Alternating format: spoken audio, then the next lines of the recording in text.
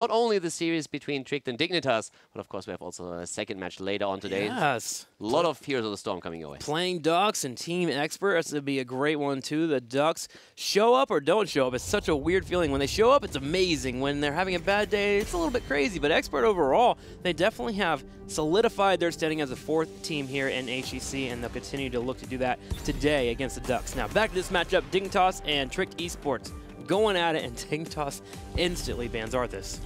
I'm not really surprised. We saw how good Arthas is on the last map, especially when Alex plays him. He loves to play the hero. It's one of his favorites, and on this map he gains extra value, so Dignitas says right away, not happening this time. Arthas is out. Big question, of course, for us, what's the ban on the side of Tricked? Is it going to be Greymane? Is it going to be Gul'dan? Or are they going to go down a different path here?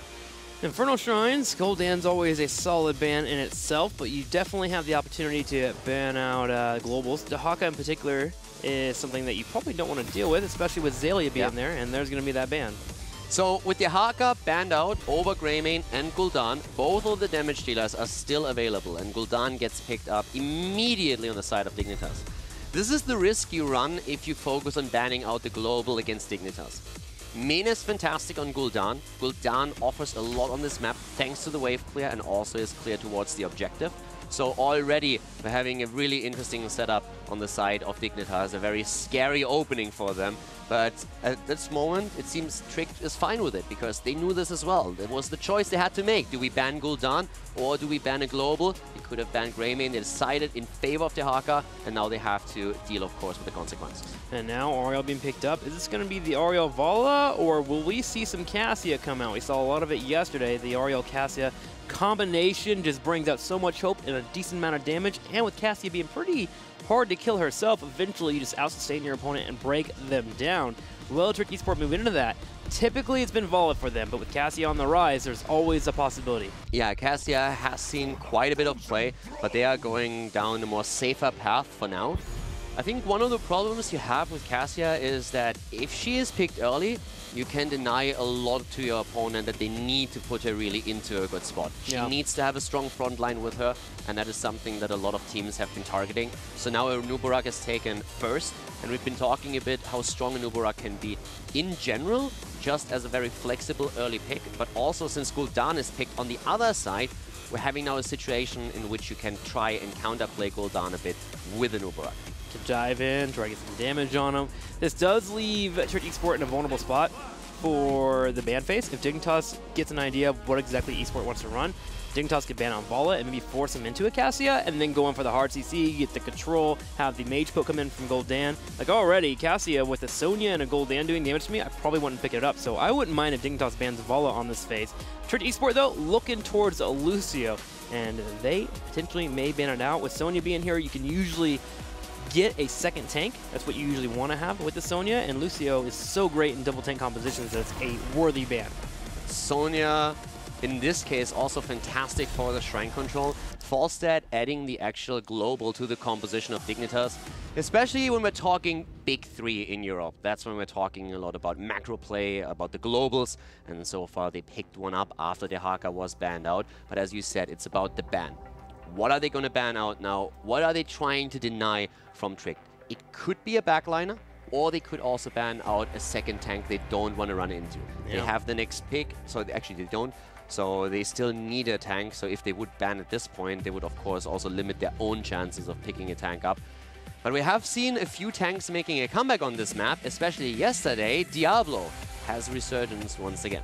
Good old Dibbles, man, showing up. Saw that from Breeze. Breeze really destroyed on that hero. It's a treat to watch. We're going to ban out Greymane here. So Greymane being taken out. What this does also prevent the Greymane Tyrael from being picked up. The other tank, Greymane being sent, and Auriel pretty good with Greymane as well. So Greymane has been dropped here, and we will now have Tricked Esports moving into what they would like, and we'll see what they're going to pick up for their backline. It's going to be Malfurion first. We have him here, going to be able to have those heals coming out. Double support once again, so Malfurion this time with Auriel. Most of the time you see double support combinations, they are either with Lucio or with Auriel taken. So you always try to combine a burst heal and a heal over time, which is what this is to a certain extent, especially with Malfurion, of course, not really having this bursty sustain. But Oriel can really save a target, especially since we're now having the potential for them to go also into Aegis. When we are going to see that Horrify, Aegis can be a great tool. And also, on Malfurion, you have a cleanse available, so you make up for one of the big weaknesses that Oriel as a solo healer has in the game. Well, we now have our Vala here. So Vala, Ariel, Malfurion's all about protect the Vala here, allow her to bring out that damage.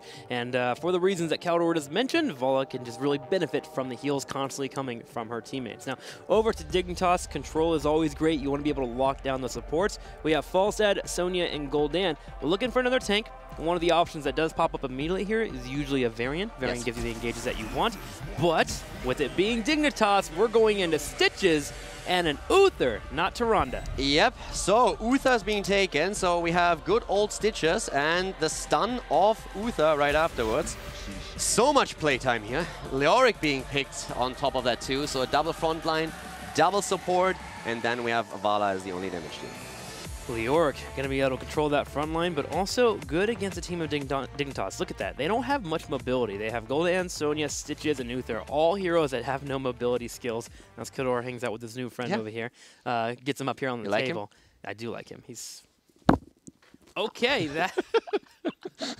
I'm glad that I have gamer reflexes because I caught that in the middle of the air as it flew towards my face. I think it may have hit the mic, so I'm sorry, chat at home, if you heard something go off. Not expected here. Thank you for What that. did you do? He wants playtime. Don't drop him. I mean, you threw him at my face, man. I had to. You know, that's what you did. It was a lovely throw. I mean, that was easy to catch. I mean, that was a layup right there. I mean, it may have been easy because I made it look easy with the instant catch with the pin in my hand, by the way. So just tossing that out there. Back to the point. Did you play baseball at some point? No. Basketball? I played foosball, actually. Foosball? Yeah. I mean, football? No, foosball, the little table game. You don't know what foosball is? That's a sport right there. That's a sport. That challenge. And chess as well, right? My director just said that doesn't count. All right, well, I'm moving on then. I'm done with this conversation. Foosball is a sport. That's it. I've got it down. I got the mic. All right, so Leoric, great against the competition here for Dignitas because it can lock down 4 of these members with an Entomb, with the Engage. Also great against Stitches. You burn down that health bar, and he doesn't mind trading with Stitches at all. I can't still believe that he just dropped him. It's done. It's still next to my foot. Stitch just won some playtime, and he's finally getting it. So what Dig is looking for are, of course, the hooks, first of all.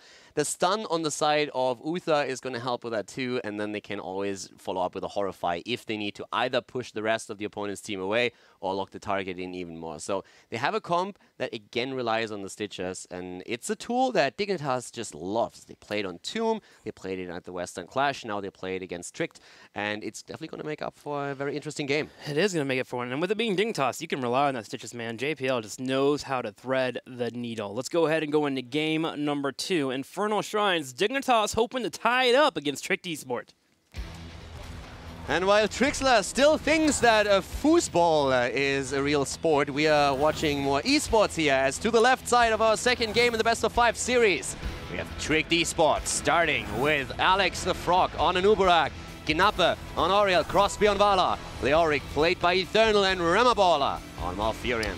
To the right, in the red, we're going to be watching Bakery as he plays Uther. Watch out for those stuns. JPL gonna bring out the hooks on Stitches. Snitch will play Falstad, Mayne will be on Gul'dan, and you're going to see some crazy Horrifies from him. Zelia, last but not least, will be on Sonya. This is definitely going to be a game that is very focused on the ability of JPL to land those hooks. He's a fantastic player. He has showed his skills in that department quite often. But they had trouble with the double support last game. We need to find out if this time they are able to break through it. We'll see if they can pull that off here. It's going to be hard, too, when you think about a Nubrek. The same reasons for Li Ming not being very effective against a Nubrek due to Beetles also is a hindrance for Stitches. He'll want to probably hang around the fog and make sure to hit those hooks over the walls so the Nubrek can't be in a position to get picked out. And if a Nubrek gets hit, too, or Leoric, you can suddenly just Wraith Walk away or Burrow Charge out, or even if you're Leoric, you can Wraith Walk right when the hook comes out and you become unstoppable so you don't even get pulled in. Yeah, down here on the other hand, we are seeing Falstad in a bit of trouble, but Alex might have done a bit too deep here. So the thought process that we had at that bot lane rotation off Trick was get those stuns in against Falstad, and Nubarak just uses the burrow charge, follows up with a quick stun, and then we have Malfurion with the roots, Vala capitalizing on it. Didn't quite work out, and Nubarak nearly falling, but we can already see the danger of that comp. Also want to highlight real quickly that looking at Nubarak himself, we are currently seeing him switching his talent off just a little bit, going for the Regeneration Master here for the added hit point pool later on in the game, and the regeneration on top of it. Interesting, because they already run a double support. Yep, they have a double support, but I think the idea here is that you can play around Gul'dan, and naturally his Q already nullified by a Nubarak based on his base spell shield that is available. What you want to be able to do is poke in and out of fight with his regen. Being in a good spot, also getting a health pool later on, can be great against a Sonya, because Sonya burns through his health bar crazy. So he's looking for a late game here with those regen gloves. And if he can control the shrines well, they'll be able to get that done pretty quickly, because when you kill the shrines, you get 2 regens. Yeah, so that is definitely a huge asset if you can dominate the map, that you get the talent stacked so much faster. Dignitas and Trick are both looking for level 4 abilities now, and they are hitting. Falstad will probably fly down very soon. Leoric is already arriving here, going to head into a Drain Hole build completely, also on the level 4 talent for the added heal, a bit more sustain at the front. This entire composition is being built so sustain focused that it's going to be very difficult for Dignitas to win prolonged fights. Think about it, until later on when Falstad gets those marksman stacks going up, how is Dignitas going to get multiple kills? It's going to come down to Horrify and Sonya being on the back line, but if you control it well enough there with your Aerial Detainment Strikes, you have Leoric sitting next to Sonya, and you don't group up too heavily, you should be able to live on through. We'll see if this works out for Trick Esport. Yeah, it's definitely an interesting approach that Trick has. There is now the self-sustain with the level 1 talent on Nubarak, a double support, Leoric going into his Drain Hope, even on level 4, and they are pushing through with the first Immortal. Now, of course, sorry, with the first Punisher. Of course, the early ones don't scale that heavily yet, so Dignitas should come out of this with mostly losing their wall. But as it happens, Trick is making a play to at least go for the fountain. And they're moving in. They're getting aggressive. If they can get a kill, and they do on Mayday, they can turn around and go for the fort. While meanwhile, top lane, Dignitas, the reason why there's only 3 here in the bottom right is because they put Sonya and Falstad in the top lane. They wanted to put pressure on Leoric. Leoric sniffs it out, doesn't get caught, and now he's in a good spot where he's even full health and clear out the wave. It's a fantastic spot for Trick to be in this early. It's only a slight lead in experience, but look at that bot lane. The fort is gone. They just took out a fort with 4 man in that particular push, going with the first Punisher in and dropped the structures. Incredible.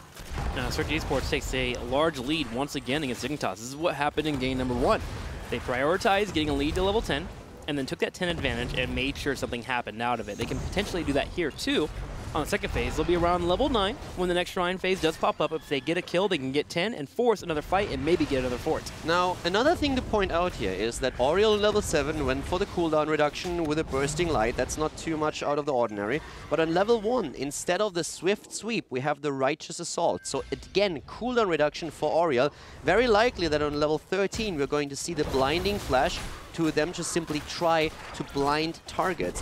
And that could be another big problem. Again, we've been talking about double support, having sustained talents on every single hero when they have the opportunity, and now a potential blind even stacked on top of this. Getting damage in on the side of Dignitas is going to be incredibly difficult. We'll see if they can pull it off. There is always the one element here of Stitch's hook into Uther's stun and to blow somebody up with Horrify. And let's not forget, they could also use Gorge plus Mighty Gust. That is something they could do. Dignitas has recently played more towards Putrid Bile, but it's always something you have in your arsenal. Always something you can use. Do we need to get good isolation? Maybe we go for a Gorge, gust the rest of the opponent's team away, and then try to use the stun of Uther to lock the target down even further and take it from there. So it's an option that they have, but for the Shrine fight itself, Putrid Bile would of course be the bigger asset. Yeah, I would agree with you. In fact, the more you talk about it, the more I'm leaning a little bit towards Gorge. When you have such a sustained comp on the opposing team, just getting isolation breaks that comp tenfold. You make it so much harder for them to win team fights if you make it at 5v4. We'll see if that's a chance here for Dignitas as we move into level 9s here. Church Esport is 9.5. Leoric clearing out bottom and mid lane. Also, look at the top lane. A camp is pushing in. During all of this, even more pressure for Dignitas. They're flying in now, and they are ahead. Dignitas is ahead in the minion stacks at this point. But level 10 is so close for Trick, and they are taking a much more aggressive position now on the Shrine, trying to zone out Dignitas. Because they can clear out the middle lane. They bang the York over, they clear it out with a Q. 38 though, and Dignitas just barely will win the Shrine phase, and that was very important for them. And they do it well there. Now we're going to have Trick Esport finally hit 10, and they take the opportunity to push in the top lane. Yeah, Trick lost the Punisher, and they are saying, you know what? We don't really care. We just push top. We have a Nubarak in the middle. He's going to prevent the worst, delivers a few stuns, baits the Punisher over the wall. And while you guys are trying to push there, we just simply take your fort at the top. Dignitas sees this and is like, boys, we should probably try and do something about it because we are losing structures left and right. And they go for it, as they have level 10. Trick Esport actually was aware of where Stitches was at as he rotated on the left side, and they didn't see him on the right, so they played very careful, and Dignitas went for a hook and missed it. I want to highlight that again. Dignitas just won the Punisher and lost a fort and wasn't able to kill the one in the middle. Now we have, on the other hand, there's the stuns coming in as a Nubarak gets hammered into the ground because the comp that we have been talking about is used by Dignitas. It is the Mighty Gust in combo with Gorge and Uther even speccing into the Divine Storm to lock that target down even further. No chance for a Nubarak to escape, but overall Tricked with very cool ideas on both maps that we've seen so far. And I like the idea of Dignitas. I mean, you mentioned the reasons why before we hit 10, but you just saw and witnessed what they did. They just killed something right away. They killed a Nubarak, and now suddenly Trick Esport had to play a little bit more defensive. And that will happen every single time that Stitches hits a hook when he has Gorge and Mighty Gust available. So watch for Dignitas to pull that off when they can. After hitting level 10, they now can start to open up the battleground if they are successful and what they're trying to pull off with this composition. It's pretty scary what we are seeing here. I think Dignitas is going to struggle quite a bit. You can't always rely on that one hook moving in. And Tricked overall is absolutely willing to just split push the map, and that is really scary, since they have a lot of damage output, and they can always take these fights with their double support comp. JPL might be a bit far out, gets stunned here. Alex about to move in, keep that cocoon in mind, already locked down once. And here comes the Gorge, but he gets the Taman Strong into a corner. Down goes Stitches. That Gorge didn't help at all, and that's a good kill for Tricked Esports as they are really playing a very solid early game here. Dignitas has a good combo, they have good chances, but they need some momentum, and so far they haven't found it. Well, where they're getting momentum is slightly by putting Sony on the top lane, and they had Falsa in the middle lane there, pushing in the lanes, which made Trick Esports come back and play a little bit more reserved, where they would normally like to be a little bit more aggressive here on the Shrine. However, with Stitches just now spawning, there is already a massive lead for Trick Esports on this Shrine phase. They are currently at 14-4 of their opponents, and Dignitas will need an aggressive play here to make something happen, but they still don't have Gorge for 10 seconds. And they also fall rapidly behind in the minion count. 27-5, position taken on the Shrine. Dignitas looking for an opening. Level 13 talents are there. Horrify is being used. Oriel in trouble. Aegis being dropped. Cocoon on the ground. Oriel will fall eventually. But can they still pick up those stacks? And no, they cannot. Down goes the Punisher. Is there maybe another kill ready for Dignitas? Doesn't look like it. Looks like Zelia might have trouble getting away there, but barely dodges the Entomb. Snitch, on the other hand, he's in a lot of trouble here as he gets even taken down. So a 4 versus 4 situation as Trick Esports has a Punisher moving through the bot lane. They're about to get another kill too as Bakery's caught out here on the left side. A root comes out. Bakery's down. That is 2 people that have died here in the last couple of seconds for Dignitas, and Trick Esport, with winning the Punisher, will push in slightly here in the bottom, but also put resources in the middle to get experience and also put damage on the fort. This is starting to become a really awkward position here for Dignitas. They are still keeping up in experience, which is huge. That's really important for them. But if you look at the team fights, how they went so far, it seems they are struggling quite a bit. Punisher has again been ignored by Tricked. They're making this a bit of a habit on the last 2 maps to not push with the objective, but focus on different lanes. And they're doing that exactly now, but a great hook from JPL. The Gorge and Gust is there. A nice attempt by Eternal. And Alex is able to move away because the stun on the side of Uther wasn't ready. His cooldown on the Divine Storm was not ready yet, and he could not get close enough to get the normal stun in. And I think it's very important for us to point out what happened there with Eternal. Sometimes when you have somebody that gets hooked, a lot of teams say, okay, that guy's dead, just give it up. But if you have tools such as like maybe a Sonya Leap, a Leoric Entomb, or a hard engagement like a Diablo, go after that Stitches, lock him down, and you have a chance of saving your teammate and getting into a 5v5. Eternal was a heads-up play, not fully working out, but with a new Breck having the burrow charge, he was able to get out. Yeah, also talking about getting out, it looks like Stitches might not be so lucky here. Once again, they move in, the silence is out already. Zelia was silenced, cannot turn this around. Cocoon, on the other hand, has been used and didn't get value. Dignitas still had an experience, but from a structural point of view, they're far behind.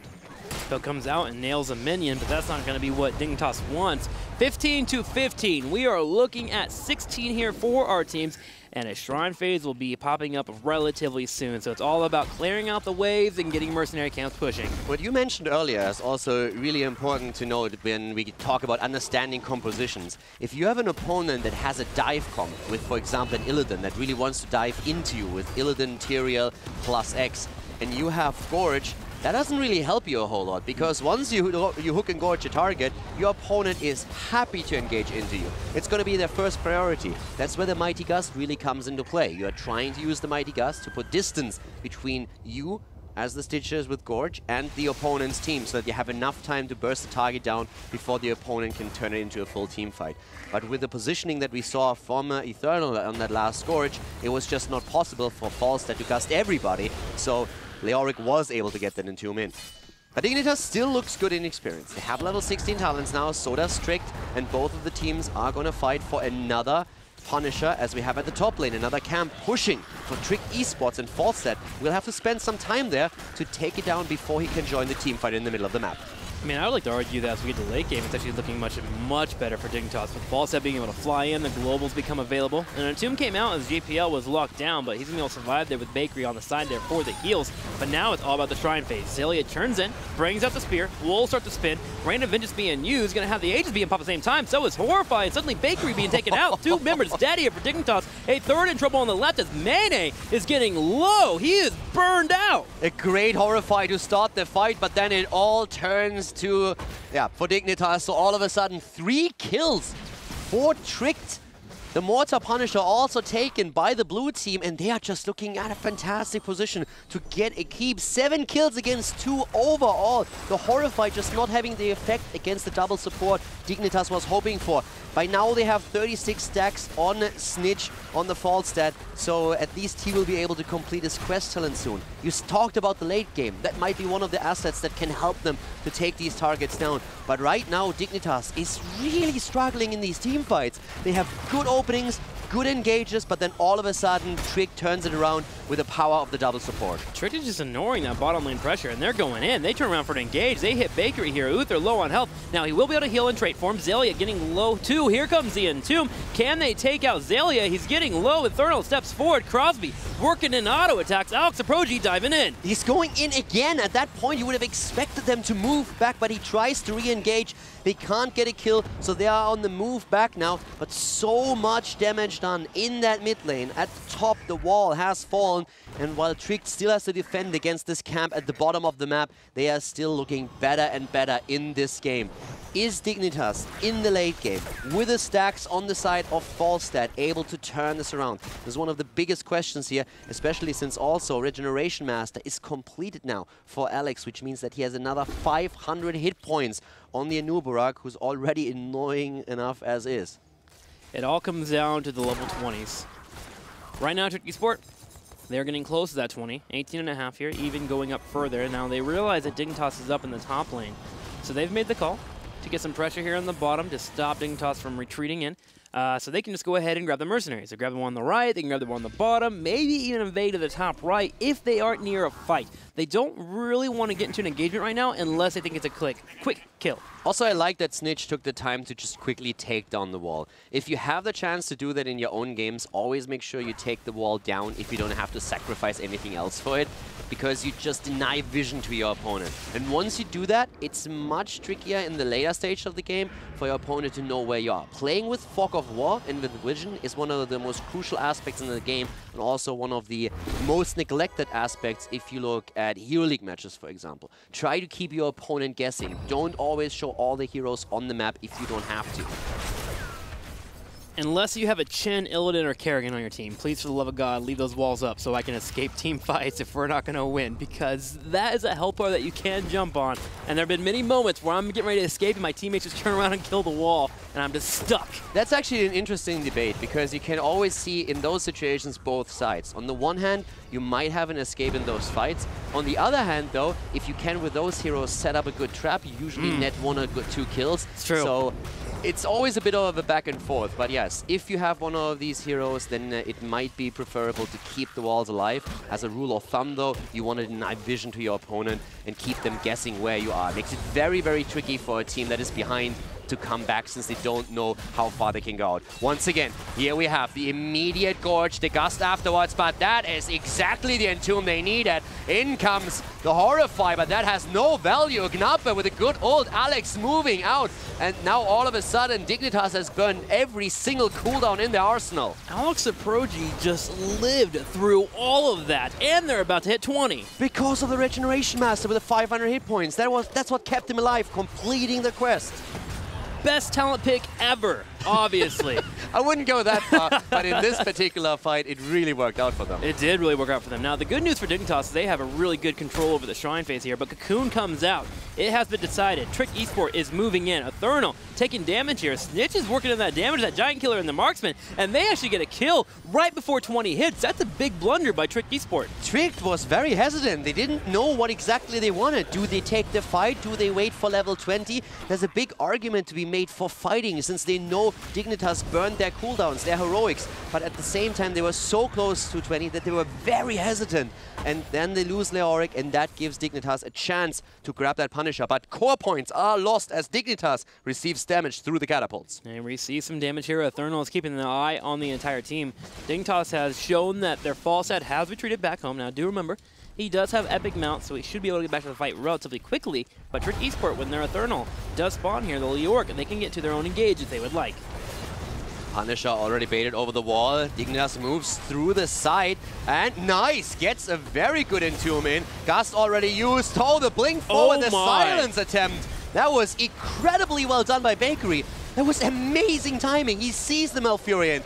He, as a support player, knows exactly what Malfurion is looking for, and the second that Gnapper tries to Bolt of the Storm into the group, he immediately uses the stun. No chance to get the Twilight Dream off, and that results in a kill. That was a game-winning play there. Yeah, that was a straight-up game-winning play here from Bakery. The Divine Storm stopping the Twilight Dream 30 seconds before Malfurion even spawns here. Xaylia attempting to live here on the top left. The Hardened Shield being used. Crosby working in the damage, but doesn't look like he has enough to really stop their opponents from killing the core, and Dignitas will tie up the series.